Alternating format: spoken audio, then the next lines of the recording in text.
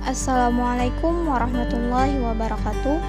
Perkenalkan, nama saya Salihayati, NIM 190102030389. Dosen pengampu Dr. Nuril Hasyiin MA.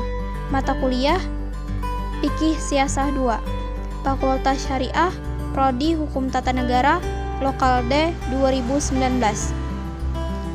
Sedikit saya ingin menyampaikan materi yang berhubungan dengan fikih siasah pada hari ini dengan tema politik uang dalam pemilihan umum. Politik uang akhir-akhir ini menjadi fenomena yang banyak terjadi di masyarakat maupun di pemerintahan. Hampir seluruh proses demokrasi, baik itu pemilihan kepala daerah, wali kota, bupati, gubernur, anggota legislatif, maupun proses yang terkait dengan penempatan jabatan-jabatan strategis di pemerintahan, melibatkan politik uang di dalamnya. Jadi, apa itu sebenarnya politik uang dalam pemilihan umum? Politik uang atau yang bisa disebut politik perut adalah salah satu bentuk politik dengan pemberian sesuatu kepada pemilih dengan tujuan untuk menyuapnya, agar ia memilih calon pada saat pemilihan atau si pemilih tidak menjalankan haknya untuk memilih. Meskipun bernama politik uang, penyuapan tertentu juga bisa disebut politik, dengan menyuap barang agar mendapatkan simpati yang diberikan kepada pemilih simpatisan, kader, dan pengurus partai politik. Suatu perbuatan bisa disebut politik uang asalkan memenuhi unsur ajakan kepada pemilih untuk memilih salah satu kandidat calon sesuai ketentuan perundang-undangan.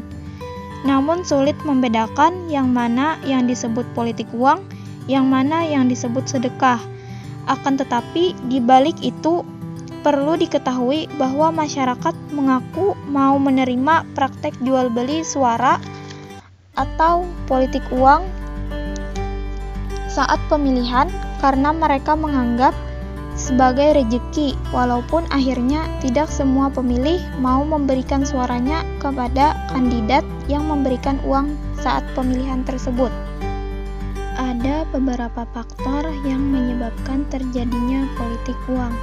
Di antaranya, yang pertama, calon kandidat tidak mempunyai program yang bagus namun sangat berhasrat untuk mendapatkan kemenangan.